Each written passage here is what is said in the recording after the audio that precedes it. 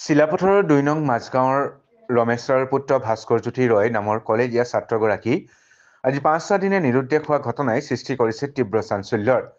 চিলাপথাৰৰ পূৰ্বাঞ্চল কলেজৰ চতুৰ্থ ষান্মাসিকৰ ছাত্ৰ ভাস্কৰে যোৱা ১০ ফেব্ৰুৱাৰীত চতুৰ্থ ষান্মাসিকৰ পৰীক্ষাৰ ৰিজাল্ট চাবলৈ ঘৰৰ পৰা ওলাই যায়। পিছে পুৱা প্ৰায় ৭ বজাত ঘৰৰ পৰা ওলাই যোৱা ছাত্ৰজন আজিলৈকে উভতি নাহিল। আমাৰো প্ৰায় নিৰুদ্দেশ হ'ল। কলেজত যাম বুলি কৈ গ'লে, তাৰপিছত কলেজৰ পৰা আজিলৈকে অহা নাই। সোমবাছা কলেজ, কমাৰ্চ কলেজত পঢ়ে। তাৰপিছত ফ'ৰ্থ ছেমিষ্টাৰ ৰিজাল্ট চাম বুলি গ'ল, তেতিয়াৰ পৰা নিৰুদ্দেশ হৈ গ'ল, অহা নাই এতিয়ালৈকে। পৰিয়ালৰ লোকে বিভিন্ন প্ৰান্তত খা খবৰ কৰিছে যদিও পোৱা নাই কোনো সুসূত্ৰ।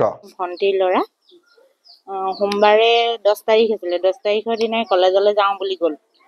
গৈ কলেজৰ পৰা আৰু ঘূৰি নাহিলে। তাৰপিছত বহুত বিচাৰ খোচাৰ কৰা হৈছে।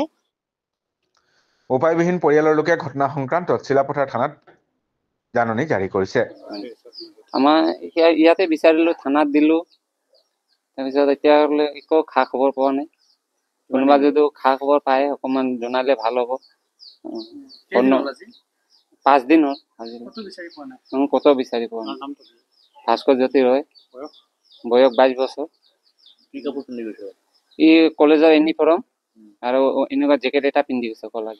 এতিয়া মানে ল'ৰাটো ক'ত আছে, কি কথা আমি একো গম পোৱা নাই। গতিকে সকলো ৰাইজক মই নমস্কাৰ কৰিছোঁ, অনুৰোধ জনাইছোঁ যাতে ল'ৰাটো ক'ৰবাত দেখিলে আপোনালোকে আমাক খবৰ দিয়ে যেন।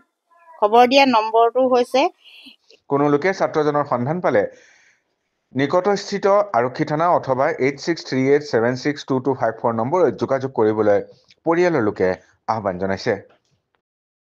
একো কোৱা নাই, খালি কলেজত যাম বুলি কৈ গ'ল। মোবাইলো নিয়া নাই, মোবাইল ঘৰতে আছে।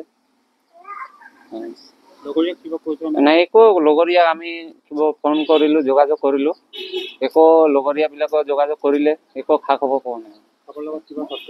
নাই একো নাই, একো নাই। বহুত একদম ঘৰতে থাকে, কত ওলাইও নাযায়। একদম ঠাণ্ডা লয়। ৰাইজক এটাই অনুৰোধ থাকিলে মানে কোনোবা যদি ক'ৰবাত দেখিছে মোক মানে জনালে ভাল হ'ব। মোৰ কণ্টেক্ট নম্বৰ 8974522818। এইটো নম্বৰত কণ্টেক্ট কৰিলে ভাল।